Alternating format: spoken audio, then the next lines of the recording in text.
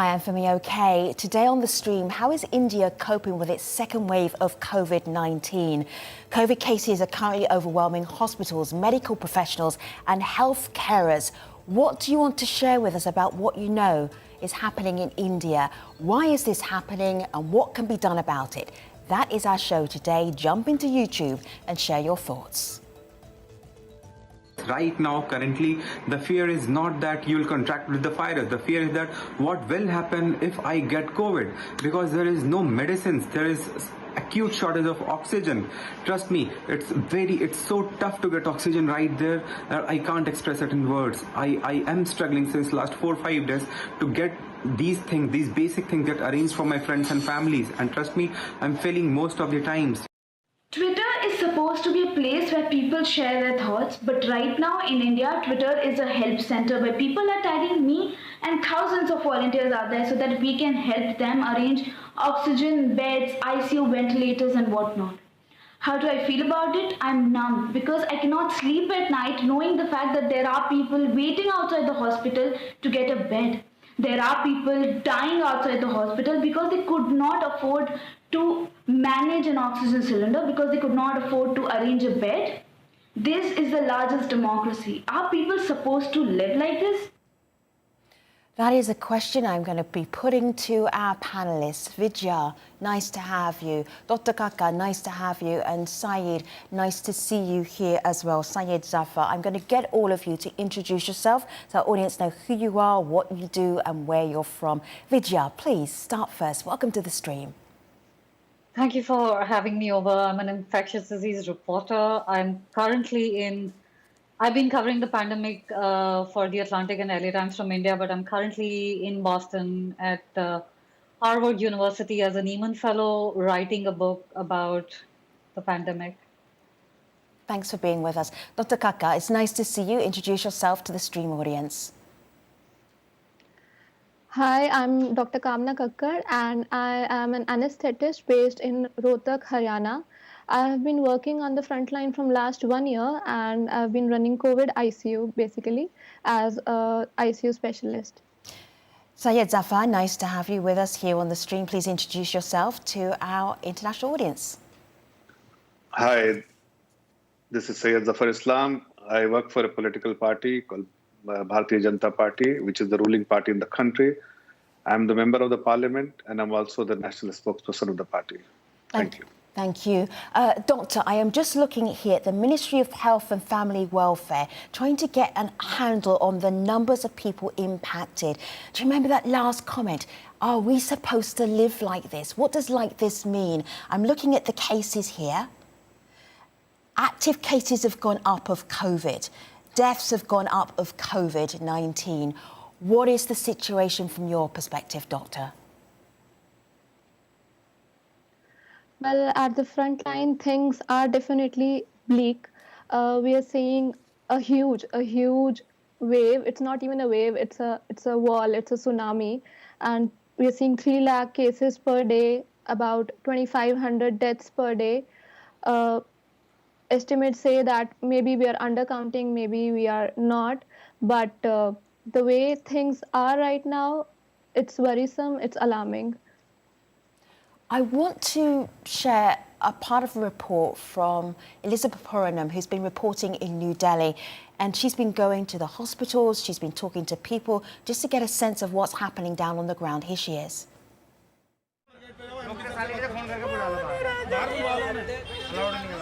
Sedev Bhatta breaks down as he pleads with staff in India's biggest COVID-19 hospital to admit his wife Lakshmi. She's lying in the back of an ambulance, breathing with the help of an oxygen cylinder. He tells Al Jazeera they came here after being turned away by other hospitals. I have no one else except my wife and child, who I've left on the road with an acquaintance. There's no one to look after us. We aren't getting a bed, and I've tried many hospitals, but there's no one around to give us a bed. Zafar, so many people are pointing their finger of blame at the government, saying the government should do better. It's not like a year into a global pandemic you weren't aware of what could happen with a second or third wave. Zafar, what do you say to those critiques? Well, there's no denying the fact that the cases have surged. There's no denying the fact that people are looking for hospitalization and looking for bed. But let me assure you that, and let me also inform you that the picture which you have just shown, it's not like every single hospital you have the similar kind of picture. This must be one of those pictures where, or a picture where, or the video which you are just shown, could be some experience of some people, but that's an initial stage. Government has definitely working day and night and to ensure that all the patients with needs hospitalization must get the hospital bed in the hospital, and they also get all the assistance what they need in the hospital, because it is sudden surge, and when you have a capacity X, and suddenly if you encounter certain all of a sudden where you need to ramp up your capacity, then you feel this kind of pressure for a couple of days. But everything has been streamlined, and I'm sure that going forward, all these videos which you are trying to show to the world will become only history, because everybody is getting the kind of attention, and the government under the leadership of the Honorable Prime Minister is reviewing the situation on a dynamic basis, and all the assistance which needed to be given to the citizen of this great country are being given to the country. So what you're talking about history are people dying, so people dying are history. Vijay, can you pick up here? Are we looking at a couple of individual cases, or these are where the cameras are pointing? This is not all of India suffering. Go ahead. This is all of India suffering. I don't know if BJP's ruling party lives in the same country as the rest of us at this point, because this is every single hospital in every single city. But the second point is, Mr. Zafar said that this is some experiences of some people in some cities. Even if it were some experiences of individual cases who happened to be at the hospital when Al Jazeera's camera was there, a sensitive government would not dismiss it out of hand as saying that it is a one-off case, first of all. Secondly, Mr. Zafar said this is a sudden surge. It's not a sudden surge. I've reported for Caravan magazine that the scientists knew as early as October, but then the Prime Minister's National Scientific Task Force did not meet all through February and March, when they knew that the pandemic was just spreading like a fever through India. Instead, they were holding election rallies, and they were allowing pilgrimage. And now when the cases that do get reported and do get caught on camera, the BJP has a standard playbook to dismiss it as a one-off case. And the concern here is that Dr. Kakkar said that for 5 straight dates, we've reported 300,000 cases, 2,500 deaths, and all of these are huge conservative estimates. And the problem here at this point is that we have a government which is looking at 2,500 deaths, 300,000 cases that they themselves admit, and is somehow able to dismiss that as saying it's a one-off case and it's history. Can I just respond to her? Of course. Yes, of course. Well, let me respond to her. See, we are not an insensitive government. We are a very sensitive and sincere government. We are always concerned about our citizen and what needs to be done for our citizen to ensure that they get the best kind of attention. And that is what the Honorable Prime Minister and the entire government functionaries and the machineries is doing currently. Having said that, let me tell you that there may be instances, I'm not denying the fact that when there is a sudden surge, it's not only exceptional to India. Same thing have been encountered in Europe and in this where you are sitting currently in United States. Just go back to the history a few months ago, or last year, when the first wave of COVID and how it completely disrupted the entire process in United States, despite the fact that United States continues to be number one in terms of the medical infrastructure and the facilities. Yet they were hard pressed at that point of time, and it is unfair to blame a country, unfair to pinpoint a country when there is a crisis. And I think that The message is loud and clear from the government that we have to collectively work when there is some crisis. We have to work collectively. We have to ensure that whatever needs to be done to ensure that citizen gets the right kind of attention must get from the government. And such experiences, what you have what you are trying to showcase about the country in a very poor light, is something which should not be experienced by the citizen of this great country. And if you want to make this as an exceptional, that it is only for let's India, talk about this looks very absurd. Let's talk about what Indians are doing to try and help themselves, because there are right now an overwhelming cases of COVID-19 in many hospitals. So this is Anchal. Anchal is talking about civil society trying to work out how do we connect people with, for instance, oxygen or services or get them to hospital. And this is her experience. Have a listen. It's not just that we are providing information. We also have a lot of people, hundreds of volunteers who are helping us find information, then verify them, then cross-verify them, because the leads, get exhausted in no time since the demand is so high. So it's like a small help ministry that we have put in place. So we are trying our best to verify, cross-verify information so that we do not end up wasting patients' time by giving them false hope and false information in such trying times. So, Dr. Kaka, what I'm thinking about is how did we get into this situation? Because a few months ago, I think India was like, phew, okay, we had some very severe lockdowns. It doesn't seem to be, COVID doesn't seem to be impacting us as much as other countries, considering how many people we have here. And there was almost this sigh of, not quite relief, because that's not right for a global pandemic, but a sense of, I think we're going to be okay. And then I want to share this with you. This is from Pato on Twitter. With a large population, I think observing the COVID-19 protocols is a challenge. So distancing, sanitizing and wearing a mask is a great deal. Fumigation of attendance facilities are not done. And this might be the real problem. Dr. Kaka, the second wave, is that because it's just hard to stay apart from other Indians? Is that the possibility for why the second wave has hit so hard? Well, I think the reason for a huge second wave is that we got complacent. After the first wave had come in 2020, we responded really well with a harsh lockdown, and we managed to have a grip on the cases. But then for a period of time, I think in January, February and March, we got complacent. That is when huge public gatherings happened, huge melas happened, fairs happened, political gatherings happened. And I think all these led to a sense of fearlessness in people, that maybe COVID was just a fluke. It's over. That's the message that people got. And I think that's the main reason for a huge surge this time, and it's beyond our control. I'm getting a lot of response on YouTube. YouTube, thank you so much. I know it's the very early hours of the morning when this live conversation is going out. Vidya, Abu Yasser Hassan says, the situation is really dire here. We have acute shortage of medicines, beds and oxygen. It's so bizarre that anyone is not able to secure all three.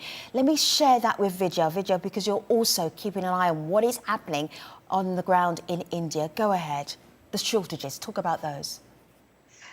There is a shortage of everything. Anyone who's following the news would know that there is now something called oxygen riots that's breaking out between state governments. This was a health system that was held together by spit and duct tape. Now it's fallen apart. The hospitals are full. The graveyards are full. People are dying faster than the government can count. And to talk of shortages would imply that there are certain other things that are available. And in the middle of all of this, let me point out that Kumbh Mela, that pilgrimage, is still on. Bengal voting is now beginning. The crisis of shortage cannot be spoken in isolation without the huge demand that was created for these health services because of the political decisions taken by the BJP. I know Mr. Zafar said that they are very sensitive and they're very sincere. And again, he called it a sudden surge when neither Dr. Kakkar nor I call it sudden. It's only sudden for BJP because they were busy looking at the elections. Uh, it's so difficult to get answers from this government. Every time you ask them a question, they point the blame to look at what happened last year in America or look at what happened in Europe.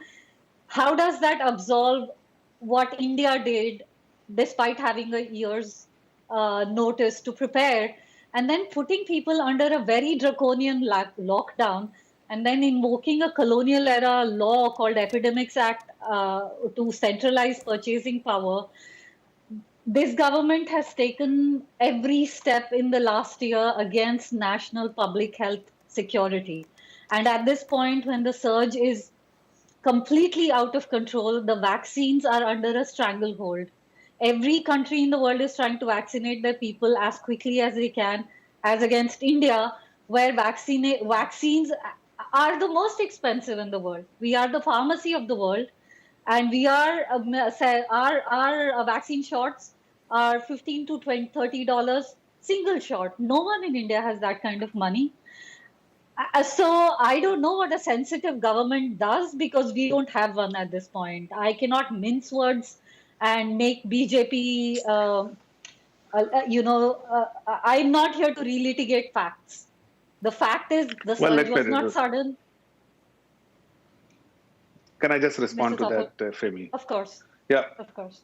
Let me just give you some statistics, hard statistics, and I think it is important for everyone to know that the demand is something which you can assess based on a day-to-day experience, and the oxygen, what you are she's trying to convey that there is a shortage of oxygen. Yes, there was demand. The earlier demand was around 3,800 metric ton on a daily basis.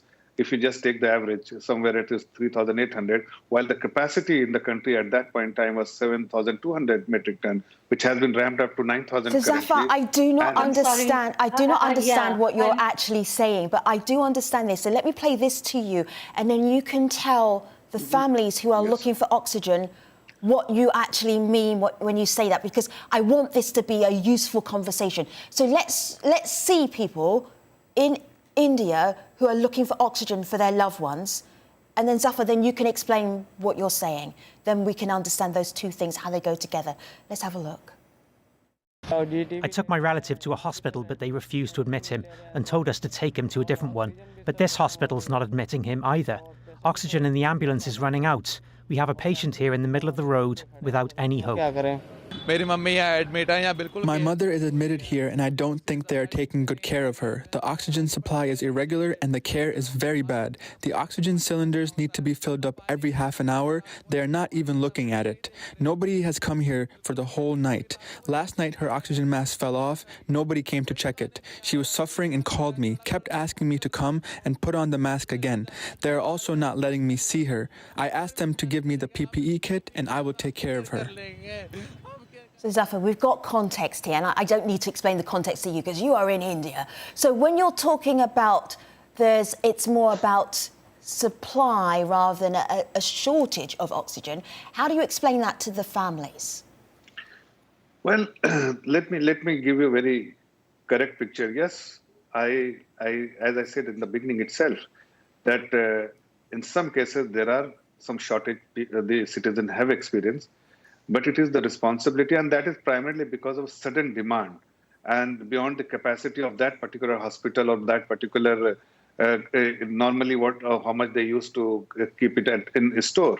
So that's why sudden demand was there, and they were looking to refill it or to source it from the suppliers, and that has taken a little bit longer time than and particularly I'm talking about the Delhi, because the Delhi government does not produce oxygen, but they source it from the different part of the location. It's primarily in the rural area. All these stations are in the rural areas.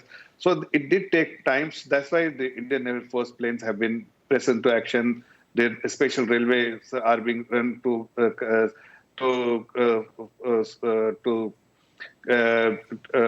supply oxygen.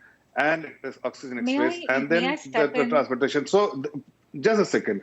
So it may have created some shortage for a couple of days, but I'm sure that going forward, all these issues are being addressed, and all the regular supply in Delhi. This is primarily in Delhi, and there are some shortage in the neighboring state. But now situation is in control, and oxygen is being Situation supplied to is in every. control. Oxygen is being supplied. I do not expect then to see any more Al Jazeera or any other reports about oxygen shortages. That is what you're saying, Zafar. Vijay, there's something I want to do, if you will allow me to do this, which is just push on a little bit, because we could speak for half an hour about oxygen or no oxygen. Let me show this to you. This is President Joseph R. Biden. He had a call with President Modi. And then there seems to be some progress here, and I've certainly seen in the news today the US will send vaccine materials, other supplies to India, officials say. Dr. Kaka, what do you and your other medical colleagues need? What should be the next steps? I think the next step should be to focus on basics. We have had a good vaccine development in India. We have had our indigenous vaccines. We have Covishield. We have Covaxin. I think we have not met the need. Only 2.6%. I think 2.6% of Indian population is vaccinated yet. We want the vaccination program to be accelerated at a pace in which the cases are rising, and which somehow seems like a task that is inhumanly How do you say 2.6%? Dr. Kakkar, how do you say 2.6%? What made you make this kind of statement when you know that 140 million people have already been vaccinated, around 150 million people, out of the 800 million people which needs to be vaccinated in the country? So on what basis are you saying when the number is already beyond 10%? Mr. Zafar, the person between someone who's sitting in BJP and someone who's an anesthesiologist in the ICU. No, I'm asking a very simple question. Reply to me. She is giving correct it doesn't figures. matter In whether fact, the truth is, not at all. Mr. Zafar. I'm asking you. You know maths. I'm just simple calculation you make. 800 million people need to be vaccinated. So, guests, let me get back to the most important person. I'm asking a simple question. You cannot propagate and convey information which is absolutely far away from reality. And this is absolutely incorrect information, and it is my responsibility to correct her. 800 million people need to be vaccinated. Guess, come back to me, Cameron. Come back to me. All right. So, guess, just so that you can see me, so you can see I'm trying to talk to you. I did ask Dr. Kaka, what do you and your medical colleagues need? I feel that is a conversation that the ruling party, the BJP, would be interested to hear, so you can target their efforts. Dr. Kaka, I have 1 minute left now. Please, what do you need? First of all, I think it's too much of an anxiety for healthcare workers to live from one oxygen cylinder to another oxygen cylinder. We can't just live like that. We can't live under so much of pressure. We can't live under so much of anger in public, in which when they're not getting beds, they're not getting ventilators, they're not getting oxygen. We can't live under that wrath of public, because we are at the front line. And we need oxygen, we need drugs, we need basic medication, we need hospital supplies. And this is not the time in which we can raise our hands and say that it's, we managed to, break over the pandemic. We've not managed. It's just the beginning. And if the attitude of the government remains as such, in which they say that, we've done everything for the public, that's not enough. You have to do more, you have to do better. That is the voice of Dr. Kaka. We can't live one oxygen cylinder to another. We can't live that way. Who is working on the front lines. That's too much of an anxiety for a frontline worker. Of fighting COVID-19 in India. Thank you, Dr. Kaka, for bringing us your experience. Thank you, Zafar, as well, for bringing us the opinion and the work of the BJP. And thank you, Vijay, for explaining to us what is happening in India and why it is so important. Have a look here on my laptop. These are people that you should be following on Twitter. Vijay is here. Dr. Kaka is here. And Syed Zafar Islam is right here. Thanks for watching, everybody. I will see you next time on the stream. Take care.